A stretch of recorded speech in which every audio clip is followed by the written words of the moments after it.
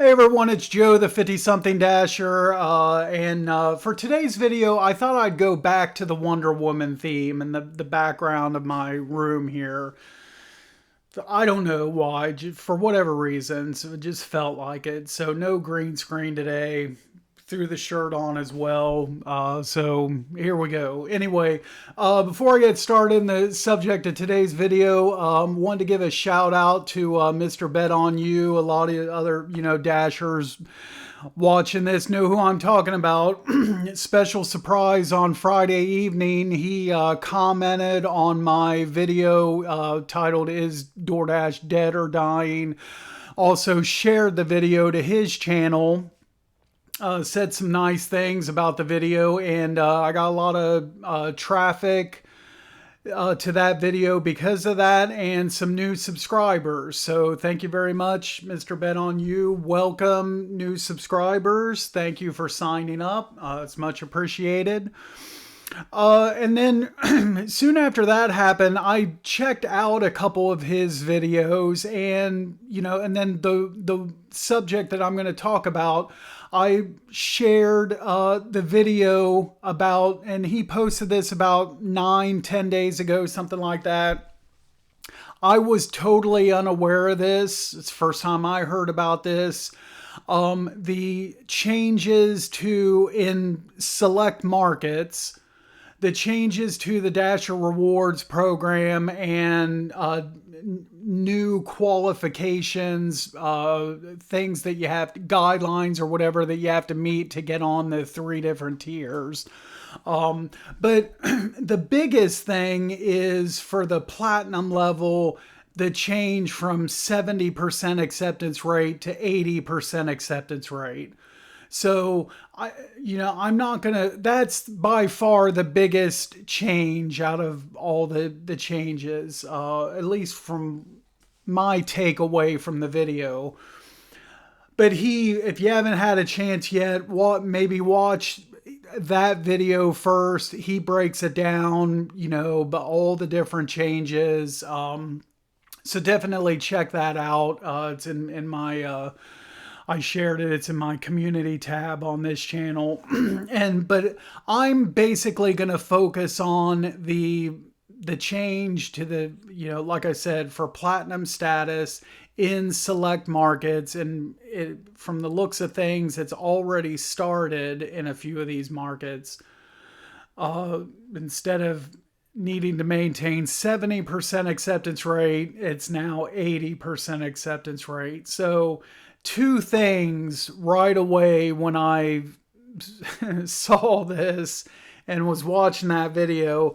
Number one, I was like, okay, so DoorDash is like going for the jugular here, okay? And my second thought was, things are going to now start to get interesting, boys and girls. I mean, things are really going to start to get interesting if this is something that is going to be rolled out to, most of the zones out there. I don't know how many zones it's currently, or markets it's currently in, and what the plans are. Who knows? I have no idea. I know in my market here, I haven't received any email talking about this or anything. So 2.5, 3 months ago, whenever it was, I got the email that Dasher Rewards was coming here. But I have not seen anything in my market that this new criteria is starting in my zone. And so we'll see if, who knows, maybe this gets rolled out to a few different markets and it doesn't work out too well. And then that's the end of it. Maybe some of the, myself and the other gig tubers that are creating these videos and discussing all this, the 80%, maybe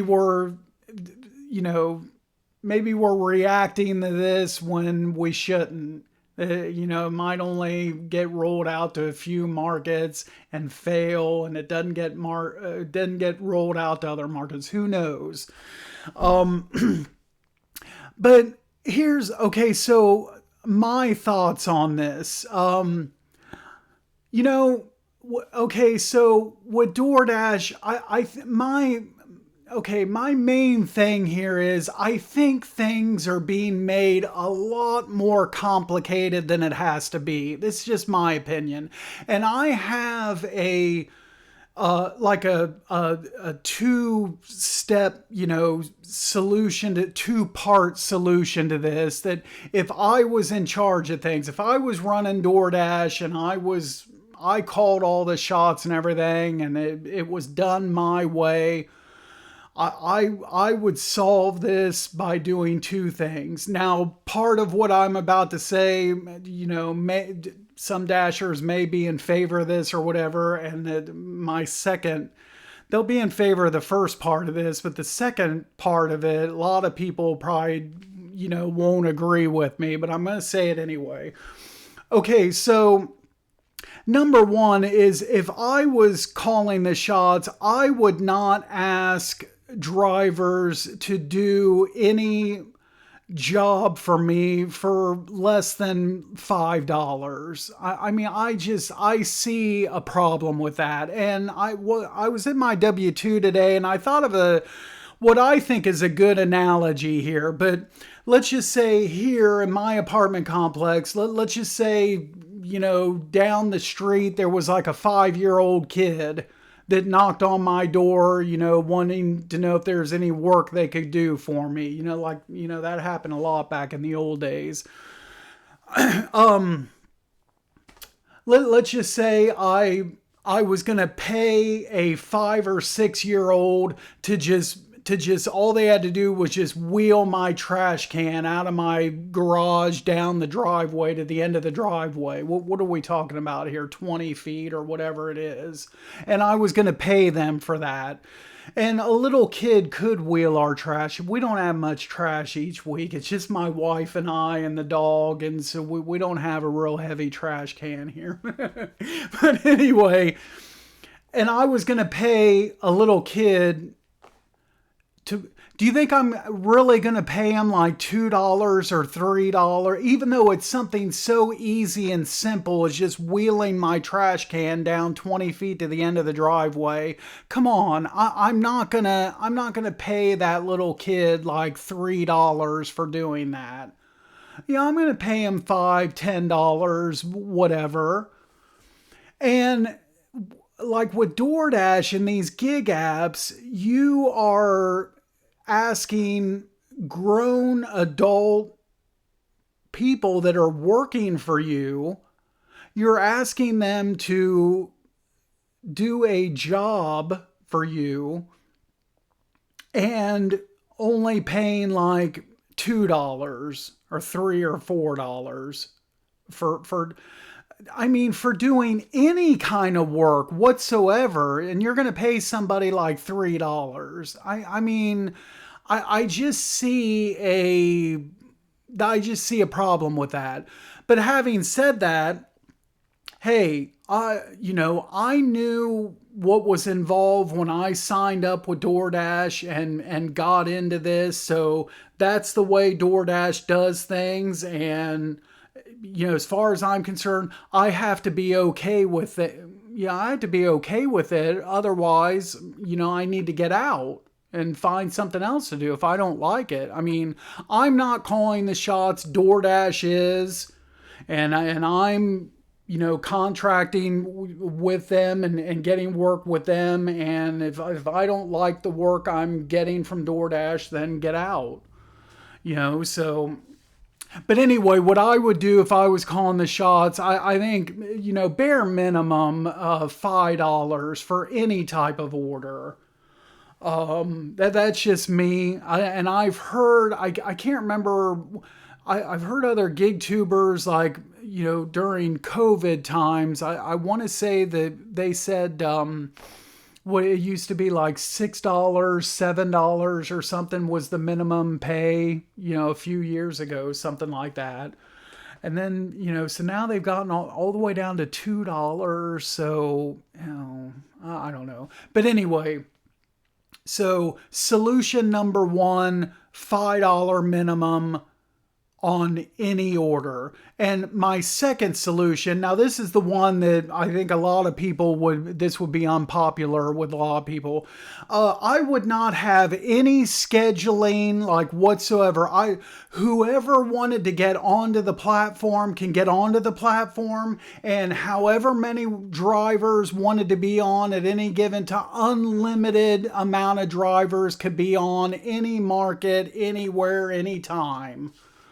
And okay, so my market here, Grove City, Ohio, it has a population about, I don't know, about 500 million or a billion people. So at least it seems like it anyway.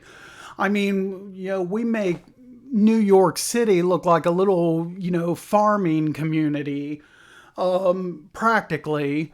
But anyway, so even here in this market, whoever wanted to get on can get on. And if 25,000 DoorDash drivers wanted to get on at any certain, let them all on.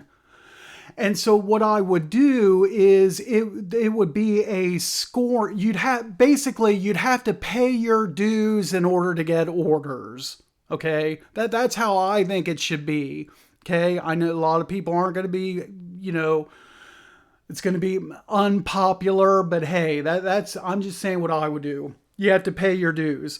So all of the drivers would be scored. It would be a rating system at the very top, and everything, these different things would be weighted. So the most important, the highest percentage of your score would be your number of lifetime deliveries. Okay, that would be number one. Number two would probably be completion rate. And then I'd have like acceptance rate and, a couple other criteria. Customer ratings would be thrown out the freaking window. Okay, I'd get rid of customer ratings, out the door, gone.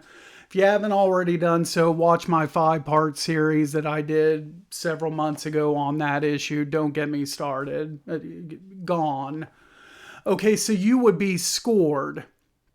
And when an order comes across, whatever driver is scored the highest and is available and in that general vicinity would get the offer first.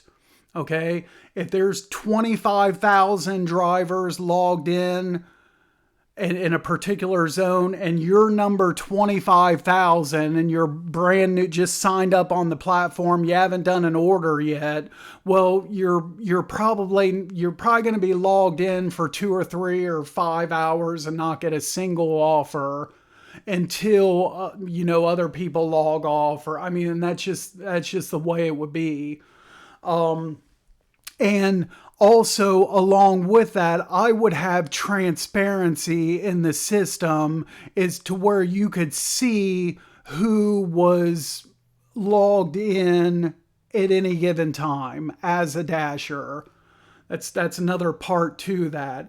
My brother, he's worked for the railroad for like over 30 years. They do things a little bit differently than most other employers do, but everybody knows exactly where they stand in seniority.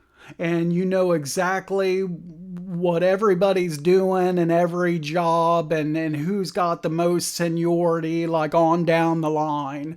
And there's people that don't have regular jobs, they're extras.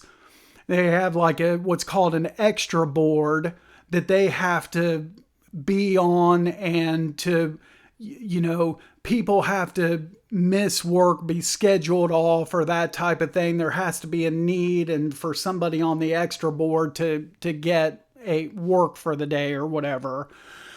And you know exactly where you stand.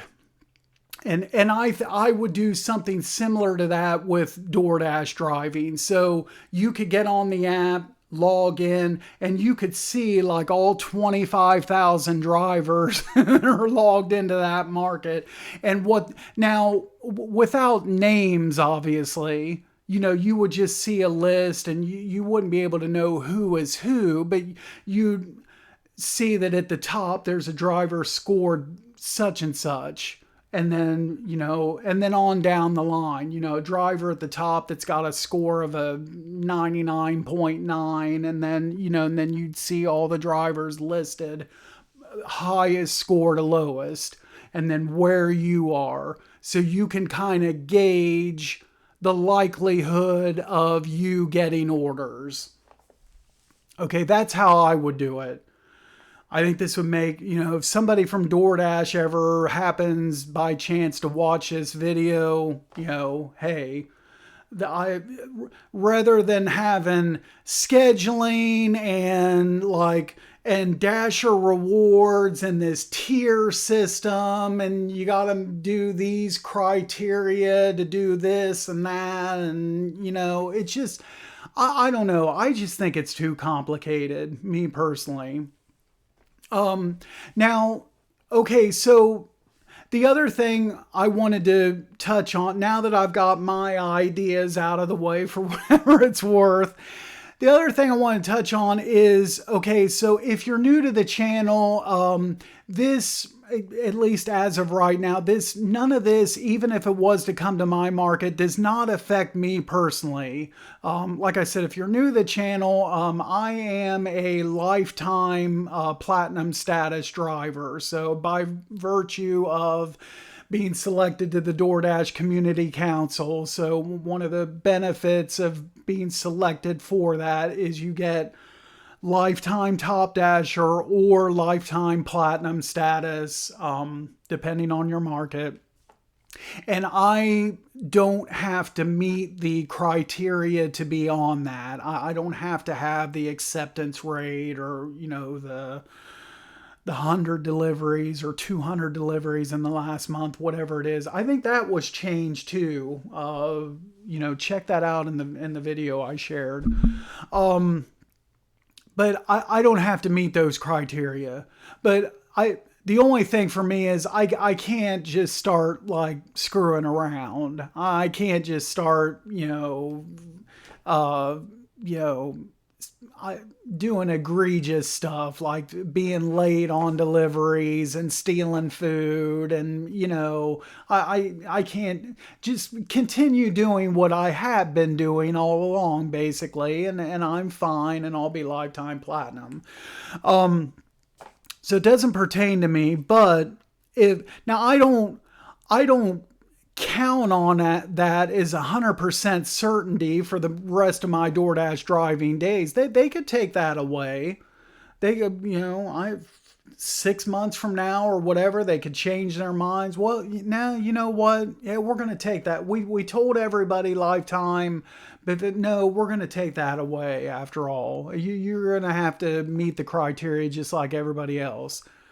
And hey, that's their call. That's their business, and that's the way they want to do it. And I'll fall in line and do what I need to do at that point. I'll cross that bridge when I get to it. That's fine.